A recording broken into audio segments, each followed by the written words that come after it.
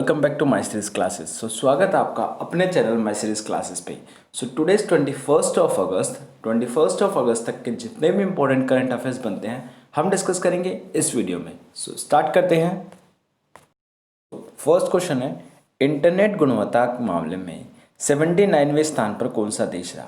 देखिए, वैसे क्वेश्चन ये नहीं पूछा जाएगा कभी भी कि 79th रैंक पे कौन सा देश रहा। क्वेश्चन हमेशा या तो ये पूछा जाएगा कि फर्स्ट नंबर पे कौन सा रहा। तो फर्स्ट नंबर पे कौन सा रहा? डेनमार्क। आप याद रखना कौन सा रहा? डेनमार्क, जिसकी कैपिटल क्या है? कोपेनहेगन। ठीक है। और 79th नंबर पे कौन सा रहा? भारत। तो 79th हमें ये इसलिए याद रखना है, देखो भारत की रैंकिंग इतनी अच्छी नहीं है, ये लास्ट रहा है तो इसको इतना ज़्यादा नहीं पूछा जाएगा, लेकिन हम भारत के हैं तो हमें पता होना चाहिए। ठीक है। फर्स्ट नंबर पे कौन है? डेनमार्क। और लास्ट में कौन है? भारत। आगे बात करते हैं इसको डिटेल में। देखिए, भारत इंटरनेट की गुणवत्ता के मामले में सबसे नीचे रहा। Digital quality of life index, index का नाम क्या है जिसमें ये रिपोर्ट आई है? Digital quality life index 2020। ठीक है। के अनुसार भारत ग्वाटेमाला और श्रीलंका सहित देशों की रैंकिंग में 79वें नंबर पे रहा है। और सूचकांक ई इंफ्रास्ट्रक्चर के संदर्भ में 85 देशों, वैश्विक आबादी का 81% में एक डिजिटल स्वास्थ्य की गुणवत्ता पर शोध करता है। हालांकि भारत ने इंटरनेट खर्च करने के मामले में शीर्ष 10 में जगह बनाई। मतलब देखो, एक तो ये था कि गुणवत्ता वाला, क्वालिटी वाला, और सेकंड क्या था कि सबसे ज़्यादा यूज़ कहाँ किया जाता है, सबसे इजीली अवेलेबल कहाँ किया जाता है, वहाँ पे भारत टॉप 10 में है। ठीक है। कौन से नंबर पे होगा? 9th नंबर पे है। ठीक है। आगे बढ़ते हैं। जैसे कि आपको पता है कि हमारे ऑप्शंस भी करंट अफेयर्स की न्यूज़ से होते हैं। देखिए, अमेरिका हाल ही में क्यों न्यूज़ में है? फर्स्ट न्यूज़ अमेरिका से जो है वो ये है कि हाल ही में अमेरिका कौन से देश को? यूएई को F-35 देने वाला था, लेकिन अभी उनके बीच क्या हो रहा है? तनाव हो रहा है इसको एग्रीमेंट को लेके। तो अगर आपको पूछा जाए कि हाल ही में F-35 अमेरिका के द्वारा दिए जाने वाले F-35 को लेके किस देश को बीच में तनाव चल रहा है, तो यूएई। ठीक है। सेकेंड चीज, हमारी एप्पल कंपनी है। एप्पल, आप सबको पता होगा, एप्पल का फ़ोन आप सब ने यूज़ करे होंगे। ठीक है। कहाँ की कंपनी है वो? कैलिफोर्निया की। तो कैलिफोर्निया एप्पल के बारे में क्या न्यूज़ है? एप्पल ने हाल ही में 2 लाख करोड़ का पूंजीकरण का बाजार स्थगित किया है इससे पहले। तो ये सेकंड कंपनी है। ठीक है, एप्पल। आगे बात करते हैं ऑस्ट्रेलिया की। तो देखिए, आरबीआई सबसे बड़ा डॉलर खरीदार है। मतलब ऑस्ट्रेलिया और न्यूजीलैंड बैंकिंग ग्रुप लिमिटेड के अनुसार हाल ही में आरबीआई ने अपने एशियाई साथियों के बीच सबसे अधिक डॉलर खरीदे हैं। इसने 4 महीने से लेकर जुलाई 2020 तक $3 बिलियन का विदेशी मुद्रा खरीदा, जो कि पहले से ही दुनिया का 5वां सबसे बड़ा एफएक्स संचय है। इस साल 4.8% नुकसान के साथ भारतीय रुपया उभरती हुई एशियाई मुद्राओं के बीच दूसरा सबसे खराब प्रदर्शन करता है। तो ये न्यूज़ तो ठीक नहीं है, बट हाँ ये सही है कि आरबीआई ने सबसे ज़्यादा फॉरेक्स रेट खरीदा। देन बात करते हैं दुबई की। अमेरिका का हमने डिस्कस करा, ऑस्ट्रेलिया डिस्कस करा, भारत डिस्कस करा। बात करते हैं दुबई की। देखिए, हाल ही में आईसीसी ने इंडियन क्रिकेट ऑफ काउंसिल ने एक रिपोर्ट निकाली है बेस्ट बैट्समैन की। तो उसमें टॉप किसने किया है? स्टीव स्मिथ ने। किसने? स्टीव स्मिथ ने टॉप किया है। उसके बाद बात करें, ये फर्स्ट रैंक पे है। सेकंड रैंक पे कौन है? विराट कोहली। हमारे इंडिया के कौन है? विराट कोहली। ठीक है। ये न्यूज़ थी दुबई से। आगे बात करते हैं। विश्व मच्छर दिवस कब मनाया गया? तो विश्व मच्छर दिवस हाल ही में 20 अगस्त को मनाया गया। और इसके बारे में अगर हम डिटेल में बात करें, विश्व मच्छर दिवस प्रतिवर्ष 20 अगस्त को मनाया जाता है। यह ब्रिटिश डॉक्टर सर रोनाल्ड रोस की 1897 में की गई खोज मादा मच्छर मनुष्य के बीच मलेरिया का संचार करती है का स्मरणोत्सव मनाते हैं। तो देखिए, सबसे इंपॉर्टेंट चीज़ है 1897 में किसने ये खोज कर दी थी कि जो मलेरिया होता है वो कौन फैलाती है? मादा मच्छर। तो ये किसने कर दिया था? डॉक्टर सर रोनाल्ड ने।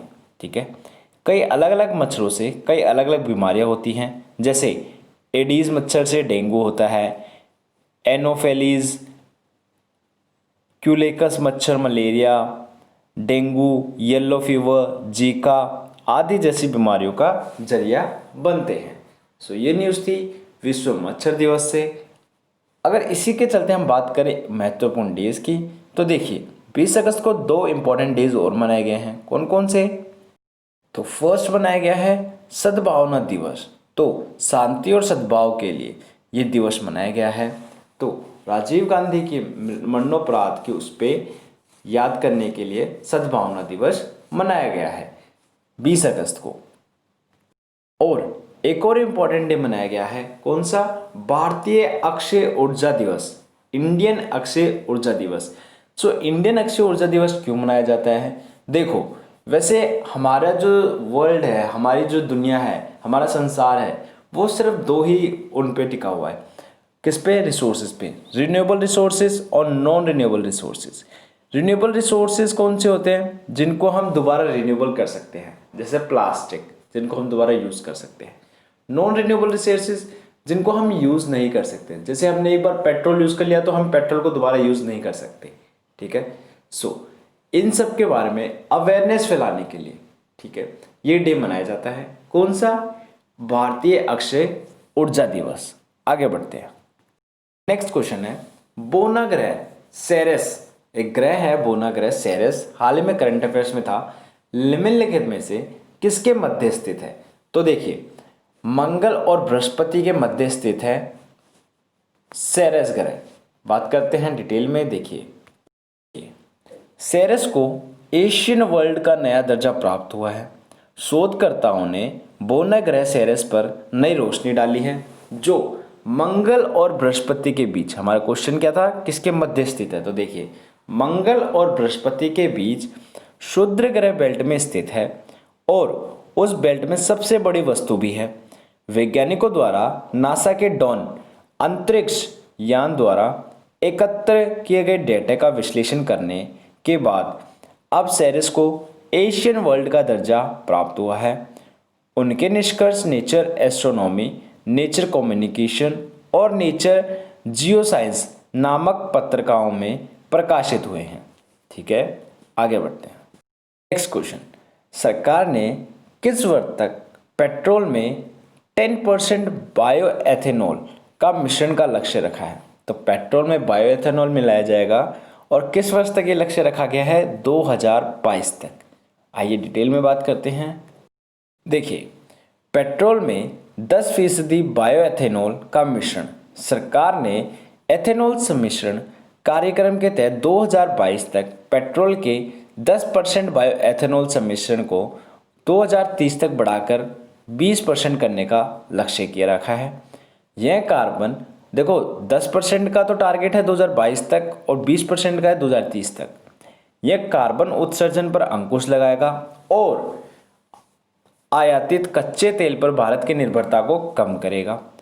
1G और 2G बायो एथेनॉल संयंत्र जैव एथेनॉल को सम्मिश्रण के लिए उपलब्ध कराने में महत्वपूर्ण भूमिका निभाएगा, लेकिन इसे निजी क्षेत्र से निवेश आकर्षित करने में चुनौतियों का सामना करना पड़ रहा है।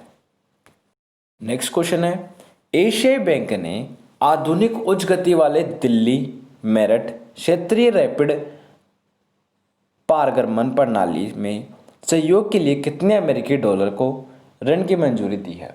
तो देखिए, 1 बिलियन अमेरिकी डॉलर की ऋण को मंजूरी दी है एशियन डेवलपमेंट बैंक ने, एशियाई विकास बैंक ने। डिटेल में बात करें, देखिए, एडीबी ने 1 बिलियन अमेरिकी डॉलर ऋण को मंजूरी दी है। एशियाई डेवलपमेंट बैंक एडीबी ने आधुनिक उच्च गति वाले दिल्ली मेरठ क्षेत्रीय रैपिड पारगमन प्रणाली के निर्माण में सहायता के लिए 1 बिलियन अमेरिकी डॉलर को ऋण की मंजूरी दी है। पारगमन प्रणाली परियोजना का उद्देश्य एनसीआर की घनी आबादी वाले वर्गों से उत्तर प्रदेश में मेरठ को दिल्ली से जोड़ने, देखिए मेरठ को दिल्ली से जोड़ने के लिए शहर में भीड़ कम करने की मदद करना और क्षेत्रीय कनेक्टिविटी में सुधार करना है। ठीक है, आपको इसका टारगेट भी पता चल गया होगा। नेक्स्ट क्वेश्चन, माधव प्रसाद घिमिरे का हाल ही में निधन हो गया है, वह किससे संबंधित थे? देखिए, दो ही क्वेश्चन पूछे जा सकते हैं, या तो वह किससे संबंधित थे या वह कहां से थे। देखिए, वह साहित्य से संबंधित थे और नेपाल के थे। अगस्त 2020 में नेपाल के राष्ट्र कवि माधव प्रसाद घिमिरे का निधन हो गया। उनकी लोकप्रिय रचनाओं में मालती मंगले, शकुंतला, हिमालवरी, हिमालपरी, गोरी शामिल है। घिमिरे को नेपाली साहित्य में अपने योगदान के लिए राष्ट्र का कवि की उपाधि मिली हुई है। वह नेपाल सेना के मानद ब्रिगेडियर जनरल भी थे।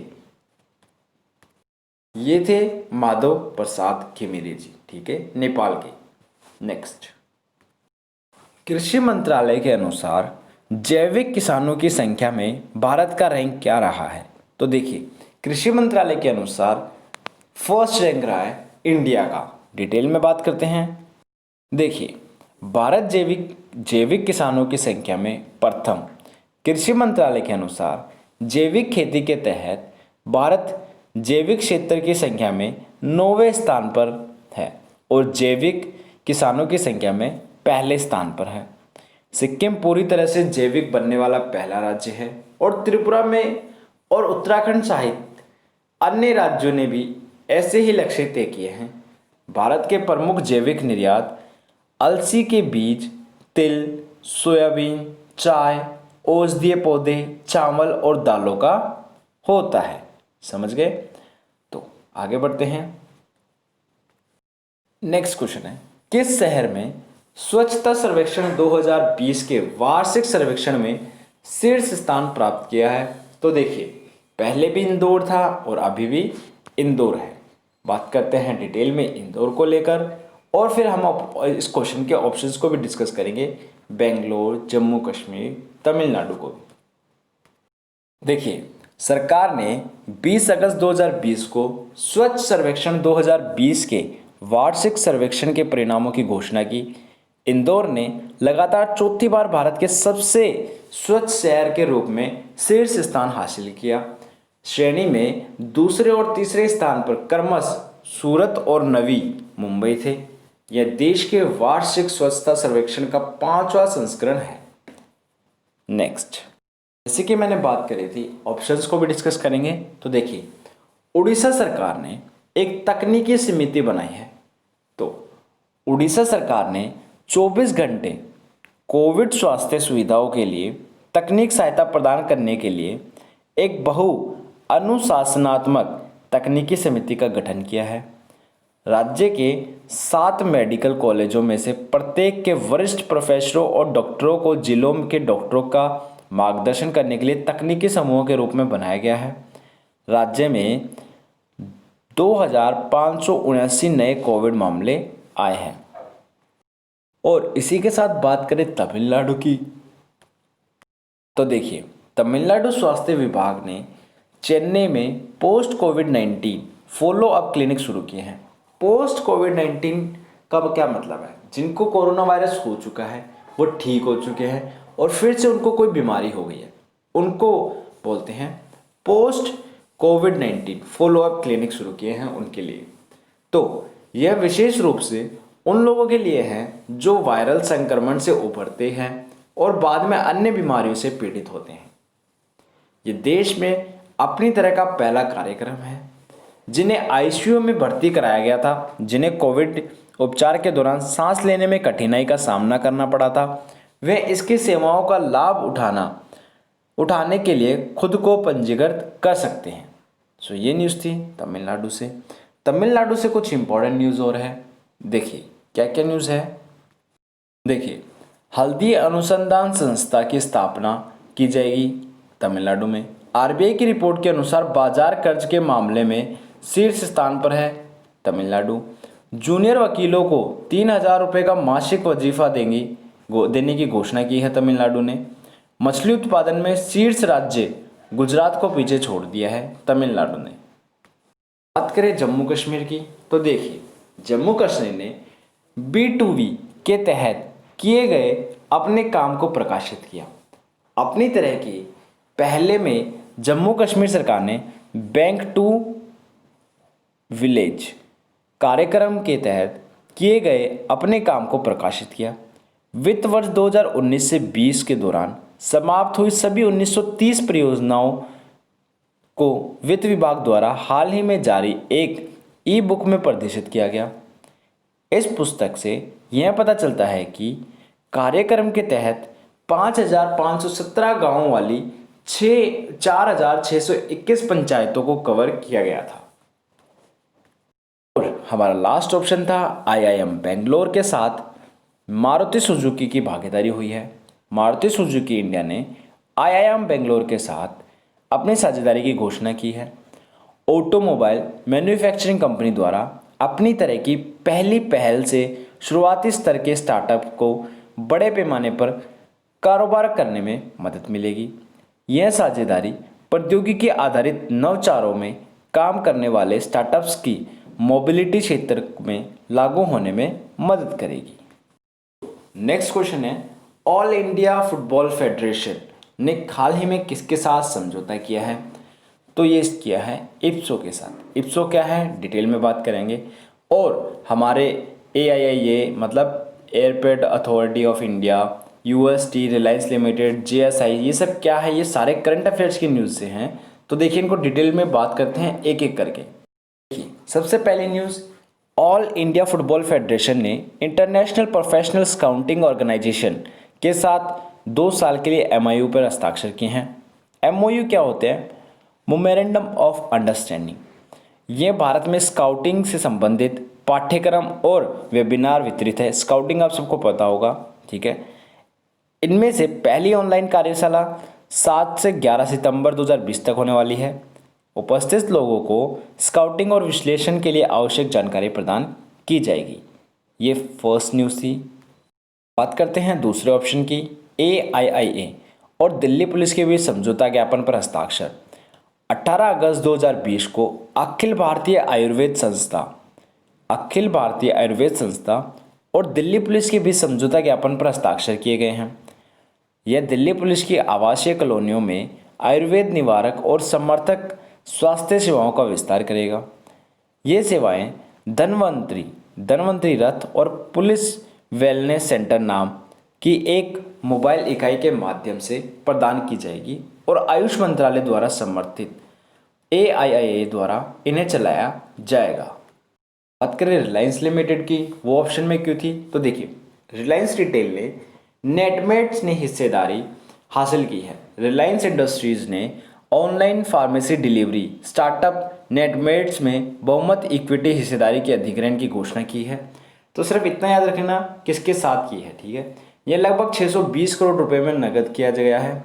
यह निवेश इसकी सहायक कंपनियां त्रिसारा हेल्थ प्राइवेट लिमिटेड, ये इतना इंपॉर्टेंट नहीं है। इसके बाद अगर हम बात करें JCI, हमारे ऑप्शन में JCI भी था। JCI था क्या? देखिए जूट कॉरपोरेशन ऑफ इंडिया।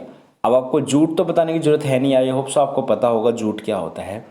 तो देखिए राष्ट्रीय बीज निगम के बीच वर्ष 2021 से 22 में जूट किसानों को प्रमाणित अच्छी गुणवत्ता वाले बीज मुहैया कराने के लिए एक समझौता ज्ञापन पर हस्ताक्षर किए गए हैं।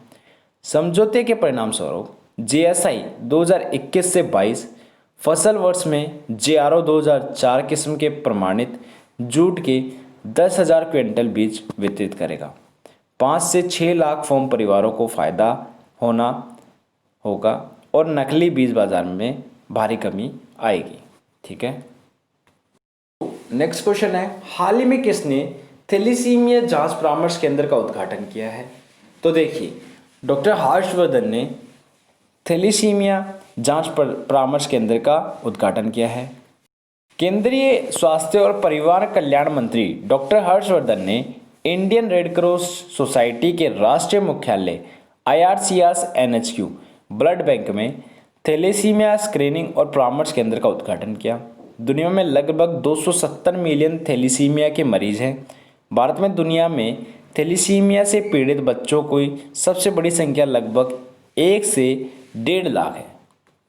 इसी के साथ आपको जैसे कि पता है हमारे ऑप्शंस भी करंट अफेयर से ही होंगे, तो बात करते हैं ओम बिरला की। ओम बिरला हमारे ऑप्शन में है। संसद के स्पीकरों का 5वां विश्व सम्मेलन हुआ। लोकसभा अध्यक्ष ओम बिरला 19 अगस्त 2020 को संसद स्पीकरों के 5वें विश्व सम्मेलन के उद्घाटन के समारोह में शामिल हुए। यह पहली बार आभासी रूप से आयोजित किया जा रहा है। सम्मेलन का विषय अधिक प्रभावी बहुपक्षवाद के लिए संसदीय नेतृत्व है, जो लोगों और ग्रह के लिए शांति और स्थायी विकास प्रदान करता है। उसके बाद डॉक्टर हर्षवर्धन से एक और न्यूज़ है। क्या है? फसाई द्वारा आयोजित उन्मुखीकरण कार्यशाला। स्वास्थ्य मंत्री डॉक्टर हर्षवर्धन ने 19 अगस्त 2020 को भारतीय खाद्य सुरक्षा और मानक प्राधिकरण फसाई द्वारा आयोजित एक ऑनलाइन उन्मुखीकरण कार्यशाला की अध्यक्षता की है। यह इसके ईट राइट चैलेंज का एक हिस्सा है।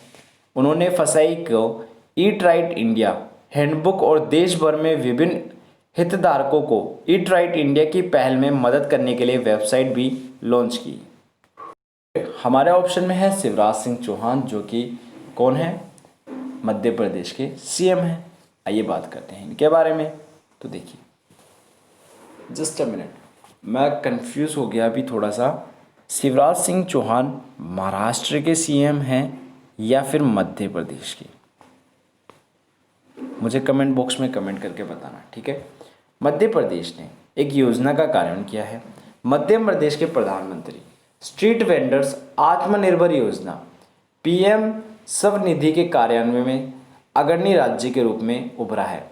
ये स्ट्रीट वेंडर्स को 10,000 रुपये दे रहे हैं ताकि ये क्या कर सके, दोबारा अपना बिजनेस स्टार्ट कर सकें। और मध्य प्रदेश के 58,476 स्ट्रीट वेंडरों को अब तक 10,000 रुपये का ब्याज मुक्त ऋण स्वीकृत किया गया है।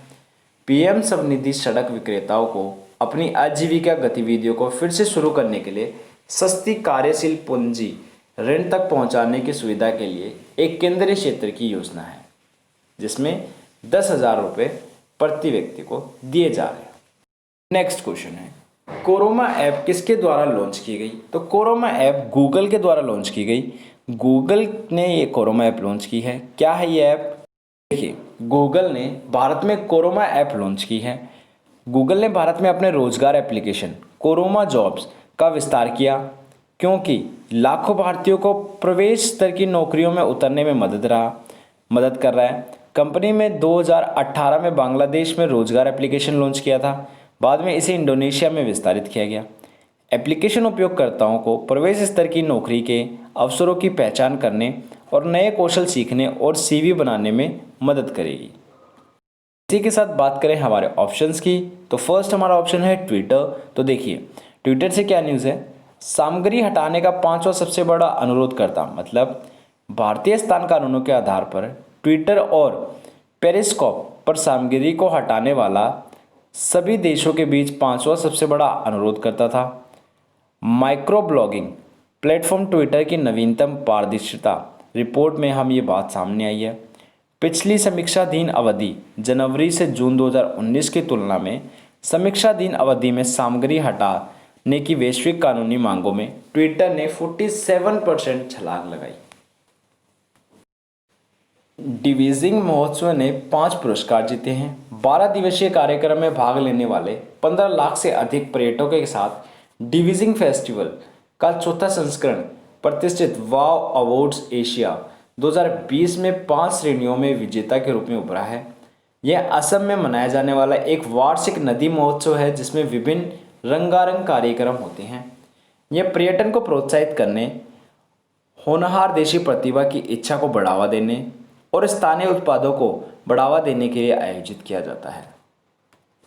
बात करें एनआरडीसी, तो क्या है एनआरडीसी? CSIR NAL आयुष्मान केंद्र की स्थापना करेंगे। देखिए, राष्ट्रीय अनुसंधान विकास निगम ने एनआरडीसी और वैज्ञानिक और औद्योगिक अनुसंधान परिषद राष्ट्रीय एरोस्पेस प्रयोगशाला CSIR NAL ने एक नवाचार सह आयुष्मान केंद्र स्थापित करने के लिए हाथ मिलाया है। इसमें एरोस्पेस प्रौद्योगिकियों के क्षेत्र में स्टार्टअप को बढ़ावा देने के लिए बाहरी निजी धन होगा। समझौता सरलीकरण और मार्गदर्शन पर केंद्रित है। देखिए, ब्रिटेन के एक टेनिस दिग्गज थे जिनका नाम है एंजेला बक्सटन। इनका निधन हो गया है, तो इनका नाम याद रखना। लास्ट क्वेश्चन है, हाल ही में लोन अगेंस्ट सिक्योरिटी किसने शुरू किया है? तो यस बैंक ने। क्या है लोन अगेंस्ट सिक्योरिटी? तो लोन अगेंस्ट सिक्योरिटी है आपके पास किसी भी कंपनी के शेयर हो, आपके पास कोई भी ऐसी चीज़ हो जिसे आप गिरवी रख के तुरंत लोन ले सकते हैं। तो ये किसने शुरू किया है loan against security? Yes bank ने। यूएई से मैंने आपको बता दिया, अमेरिका को लेके F-35 को लेके तनाव वाली बात। रूस का मैंने आपको नहीं बताया भी, रूस से क्या न्यूज़ है देखिए। हुआ क्या है, जो रूस के विपक्षी नेता थे उन पे हाल ही में जहर देकर, उनको पॉइजन देकर उनको हाल ही में मारने की कोशिश की है। तो वो साइबेरिया के अस्पताल में अभी एडमिट है। ठीक है, बात करें राजस्थान की, तो राजस्थान न्यूज़ में इसलिए है क्योंकि हाल ही में यहाँ पे एक योजना स्टार्ट की गई है। यह योजना राजस्थान में शुरू हुई है। 8 रुपये में पौष्टिक एवं स्वादिष्ट भोजन मिलेगा और ये इंदिरा रसोई योजना है। ठीक है, ये राजस्थान की योजना है। इंटरनेशनल लेबर ऑर्गेनाइजेशन ने हाल ही में एक रिपोर्ट निकाली है जिसके अनुसार भारतीय युवाओं का कोविड-19 के अकॉर्डिंग, कोविड-19 की वजह से 41 लाख युवाओं का रोजगार छिन गया है। वो अनएम्प्लॉयमेंट हो गए हैं, 41 लाख लोगों का रोजगार छिन गया है। ये थी आज की करंट अफेयर्स की news. Thank you so much for watching this video. Have a nice day.